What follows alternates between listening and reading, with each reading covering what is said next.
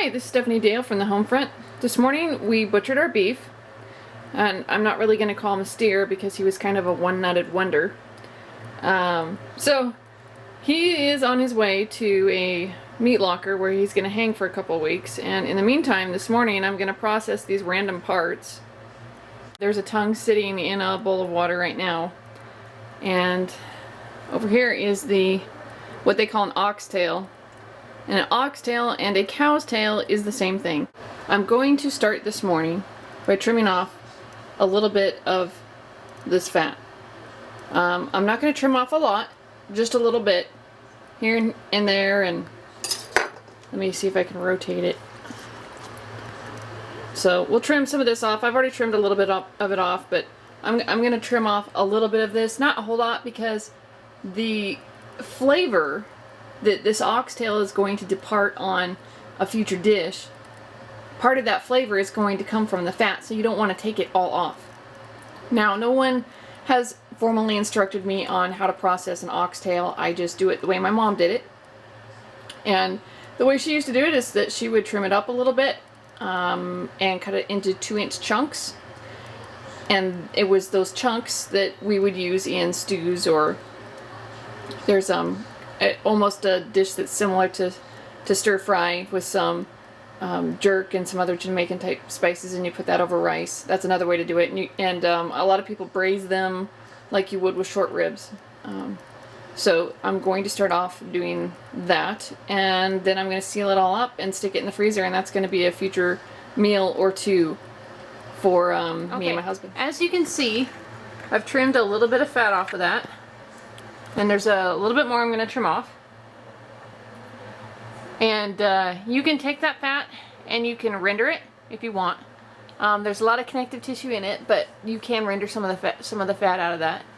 You can also feed it to your dogs, or you can feed it to your chickens. I'm just going to, this is just what I've been doing. I just come through here and just been cutting off the big pieces. Other important things to remember are to clean it up really well, and I did that before I brought it over here. Washed it in the sink really thoroughly.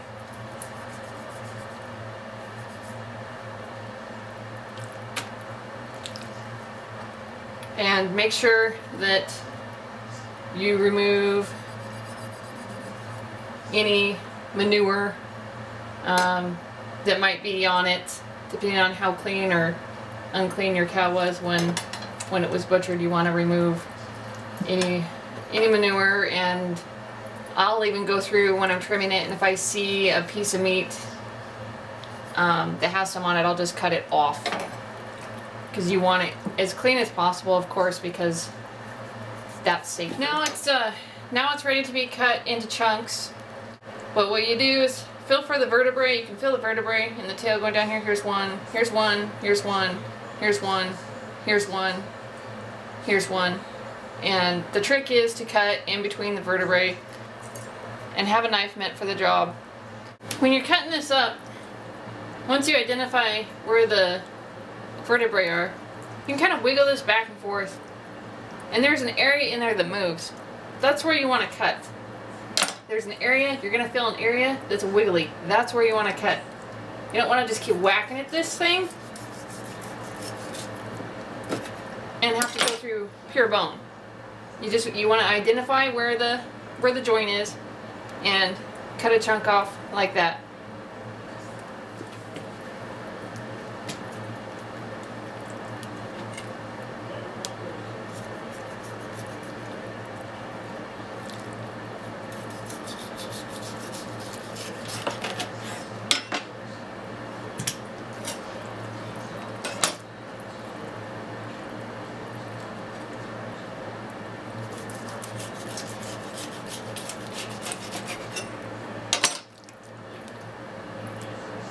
See that meat in there?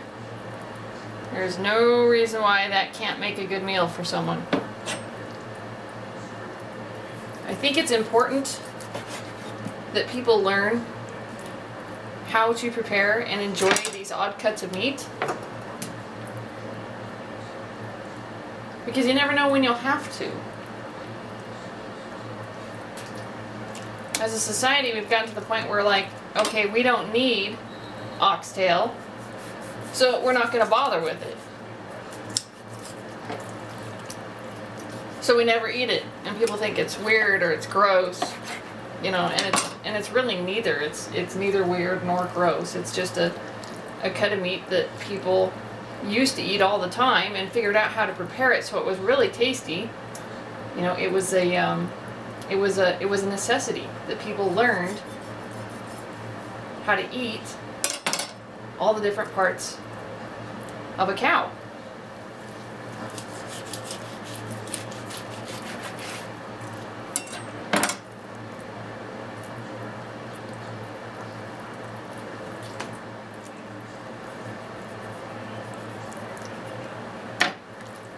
Okay, there's the oxtail. There's what I trimmed off it. And I'm going to set this in a bowl of salt water for 4 to 6 hours, maybe longer. Longer won't hurt it, to soak. And then I'm going to put it in a Ziploc bag and stick it in the freezer. Well, here's the finished product. There's at least 7 meals here in these bags, if not maybe a little more. There's tail, tongue, liver, heart, and a little bit of dark meat. If you like what you see here, please follow me on Facebook and check out my blog. Also, don't forget to check out the links in the About section under this video. And y'all have a good evening.